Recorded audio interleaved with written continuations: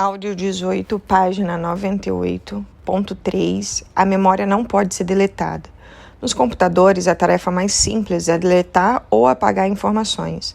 No ser humano, ela é impossível, a não ser por lesões cerebrais, como um tumor, trauma crânioencefálico, degeneração celular. Você pode tentar com todas as suas forças apagar seus conflitos, pode tentar com toda a sua habilidade destruir as pessoas que o machucaram, bem como os momentos mais difíceis da sua vida, mas não terá êxito. Há duas maneiras de resolvermos nossos conflitos, traumas e transtornos psíquicos: reeditar o filme do inconsciente, construir janelas paralelas às janelas doentias da memória. Aqui veremos como reeditar o filme do inconsciente. Reeditar os arquivos da memória é registrar novas experiências sobre as experiências negativas nos arquivos onde elas estão armazenadas. Quando fazemos a técnica DCD, no momento em que estamos num foco de tensão, nós produzimos novas experiências que são registradas no local em que as experiências doentias estavam armazenadas.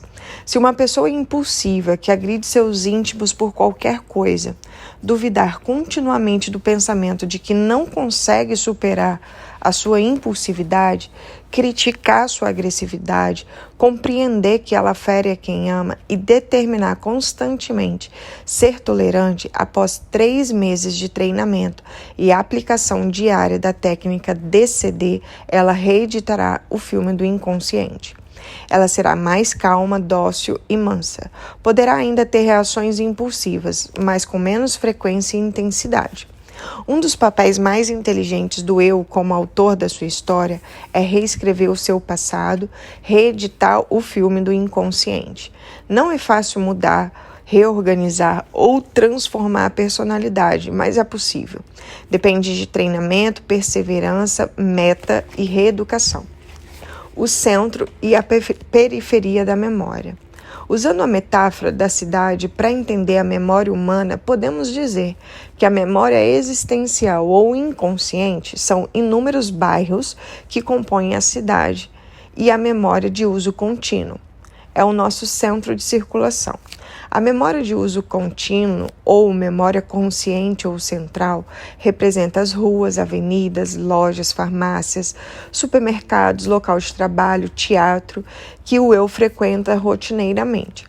A memória de uso contínuo representa talvez menos de 1% de toda a memória, mas é a memória de uso contínuo e constante. Se você morar numa cidade grande, notará que você circulará apenas num pequeno espaço. Grande parte das ruas, avenidas, farmácias, lojas não farão parte da sua rotina. Todos os dias, nós acessamos as informações da memória de uso contínuo para desenvolver respostas sociais, tarefas profissionais, comunicação, localização, tempo espacial, operações matemáticas usuais. Para assimilar as palavras desse livro, está usando grande parte das informações da memória de uso contínuo. Um elemento da língua corrente estão no centro da memória. Se você sabe outra língua, mas faz anos ou décadas que não fala, terá dificuldade de acessá-la, porque elas foram para a periferia, a memória existencial ou inconsciente. Com o tempo, ao exercitar a língua, você traz os elementos dessa língua novamente para o centro, a memória de uso contínuo, e terá fluência. Todos os dados e experiências novas são arquivados na memória de uso contínuo por meio, como vimos, do fenômeno RAM, que é o registro automático da memória. O fenômeno RAM atua essencialmente na memória de uso contínuo, na região central do córtex cerebral. Por região central, quero dizer o centro de utilização e resgate de matérias-primas para a construção de pensamentos e não o centro anatômico do córtex cerebral. Certa vez, um pai e um filho tinham um belíssimo relacionamento. Trabalhavam e se divertiam juntos. Eram 2 grandes amigos. O pai, infelizmente, teve um tumor na cabeça do pâncreas e logo veio a falecer. O filho, embora casado, ficou perturbadíssimo. Desenvolveu uma depressão reativa frente a essa perda. Perdeu pouco a pouco o encanto pela vida, o prazer de trabalhar e a motivação para criar. Quanto mais angustiado pela se angustiava pela ausência do pai, mais produzia janelas com alto poder de atração e que, consequentemente, agregavam novas janelas killer. Adoeceu. Procurando-me, expliquei-lhe esse mecanismo. Falei-lhe da masmorra das janelas duplo P construída no epicentro da memória de uso contínuo. E disse que o seu eu deveria sair da passividade e ser proativo, deveria usar a perda não para se mutilar, mas para proclamar diária e continuamente que honrará a história bela que teve com seu pai, que por amor a ele seria mais feliz, ousado e determinado. Um eu lúcido, que se torna autor da sua própria história, não enfia a cabeça debaixo do tapete das suas crises.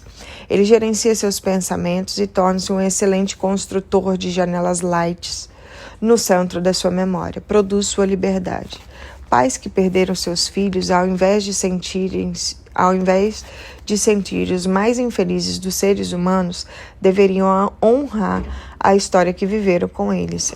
A dor pode ser indecifrável, mesmo para os mais experientes psiquiatras, mas o eu pode reescrever o centro da sua história, pode voltar a se tornar um sonhador, pode construir um jardim depois de um cáustico inverno. E a memória inconsciente representa todos os extensos bairros periféricos editados no córtex cerebral, desde os primórdios da vida.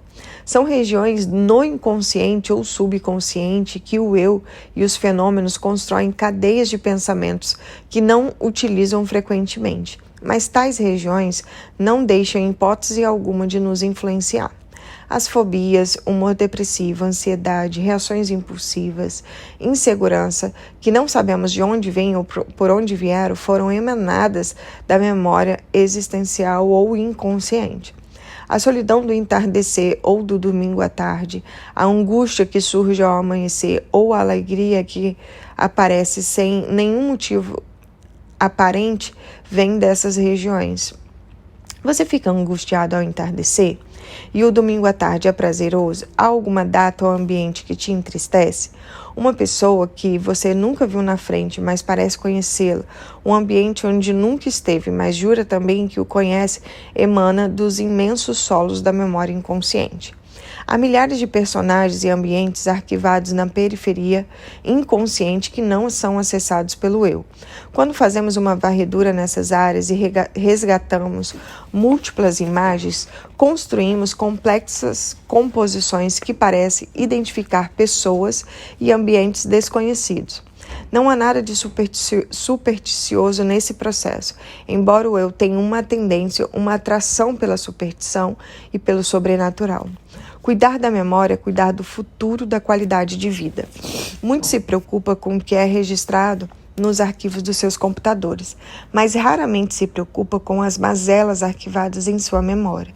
Achamos que pelo fato de não nos recordarmos de uma experiência negativa, ela foi embora. Como nos enganamos. Não temos consciência do deslocamento das experiências da memória do uso contínuo para a memória para a memória inconsciente. Tudo aquilo que não recorda ainda faz parte de você. Não compreendemos que estamos formando bairros doentios na grande cidade da memória, contaminando seu ar, esburacando suas ruas, destruindo sua iluminação. Não se esqueça dessa figura. Pouco a pouco podemos perder a saúde emocional se não filtrarmos os estímulos estressantes, reeditarmos o filme do inconsciente e protegermos a nossa memória. Riscos miseráveis e miseráveis ricos. É possível ter uma vida adulta feliz, mesmo tendo tido uma história na infância e adolescência doentia, se aprendermos a reconstruir, como vimos, a memória do uso contínuo, arquivar janelas saudáveis ou light. A Escola da Inteligência nos ensina que, por meio do gerenciamento de pensamentos e emoções, o eu pode escrever um novo script. Por outro lado, é possível ter uma vida angustiante mesmo tendo tido um berço de ouro sem traumas ou privações. Por isso, há ricos que vivem miseravelmente e há miseráveis que fazem de cada dia um novo dia. tudo depende das ferramentas que aplicamos para ser ou não autor das nossas histórias. Alguns jovens não possuem roupas de marcas, carros luxuosos, casa na praia, mas sua memória é um jardim onde brota espontaneamente tranquilidade, solidariedade, contemplação do belo, ousadia, garra e determinação. Seus invernos emocionais existem, mas são curtos, pois eles se protegem. Suas primaveras são longas, pois sabem fazer muito do pouco. Cuidaram com carinho da inteligência da memória de uso contínuo. Se você quiser trabalhar os papéis da memória com sabedoria, precisa se colocar como um ser humano em construção. É preciso treinamento diário para mudar seu estilo de vida se ele for estressante, gastar tempo contemplando aquilo que o dinheiro não compra, liberar sua criatividade, colocar seus pensamentos embaixo do seu controle, dar um choque de lucidez na sua ansiedade. Se fizer isso, seus dias serão felizes, mesmo atravessando seus desertos, suas manhãs serão irrigadas pelo orvalho do prazer de viver, ainda que passe por crises, sua emoção será estável e profunda. Não há famílias perfeitas. Se quiser ter uma família perfeita, filhos que não o decepcionem, alunos que não o frustrem e colegas de trabalho que não aborrecem, é melhor conviver com máquinas e não com seres humanos.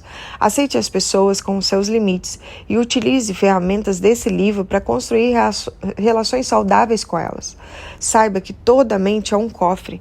Não existe mente impenetráveis, apenas as chaves erradas. A melhor maneira de construir excelentes imagens nos solos da memória das pessoas é surpreendendo-as ao ter comportamentos inesperados. Como digo no livro, as regras de ouro dos casais saudáveis. Não eleve o tom de voz, não compare, não seja repetitivo, não faça chantagens e nem cobre e critique excessivamente. Essas estratégias erradas pioram os outros e arquivam janelas killer. Além disso, nunca aponte uma falha de alguém antes de valorizá-lo. Primeiro devemos elogiar, conquistar o território da emoção para depois conquistar o território da razão. Assim, pouco a pouco, formamos pensadores altruístas, mentes livres e saudáveis. Uma das pérolas do programa da inteligência é: uma pessoa inteligente aprende com os seus erros. Uma pessoa sábia aprende com os erros dos outros. Ensine a quem você ama que ele ou ela não precisa sofrer, mutilar-se, fragmentar-se, deprimir-se para aprender vitais lições. É possível aprender com os tropeços dos outros, mas para isso é fundamental desenvolver a arte de observar e se colocar como eterno aprendiz.